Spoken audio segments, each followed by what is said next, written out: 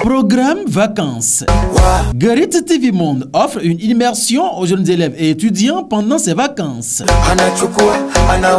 À travers ce programme spécial prévu du 20 juillet au 15 septembre 2021, les participants auront la possibilité de découvrir les règles élémentaires dans le domaine de la web télévision.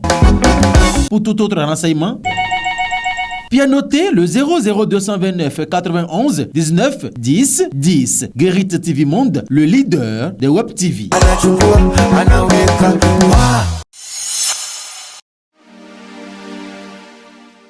Mardi 13 juillet 2021. Mesdames et messieurs, bonjour.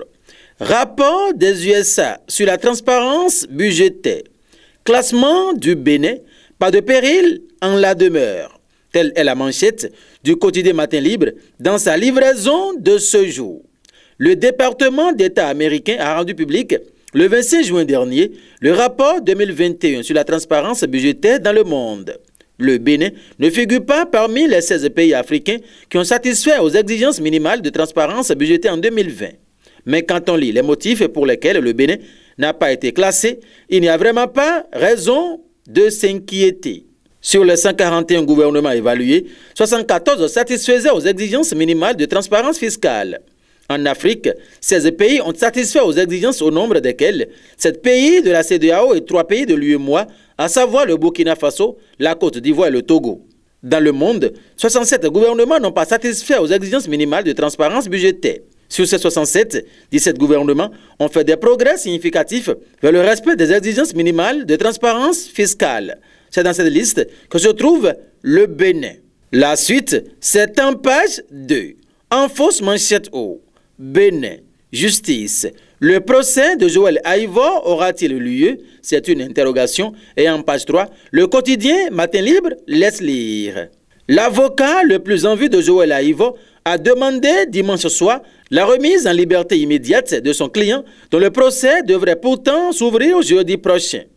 Et si les autorités judiciaires béninoises accèdent à cette demande, l'échéance pourrait être purement et simplement annulée.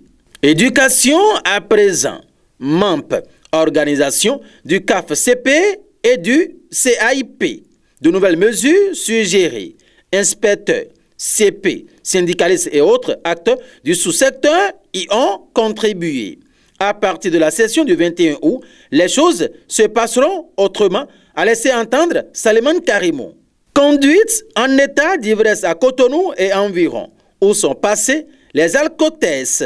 Juillet 2018, la police républicaine s'est dotée des alcotesses pour réprimer la conduite en état d'ivresse sur les axes routiers. Toutes choses qui devraient permettre de réduire considérablement les accidents observés notamment durant les week-ends. Seulement, depuis bientôt 3 années, ces alcotests semblent avoir disparu de la circulation.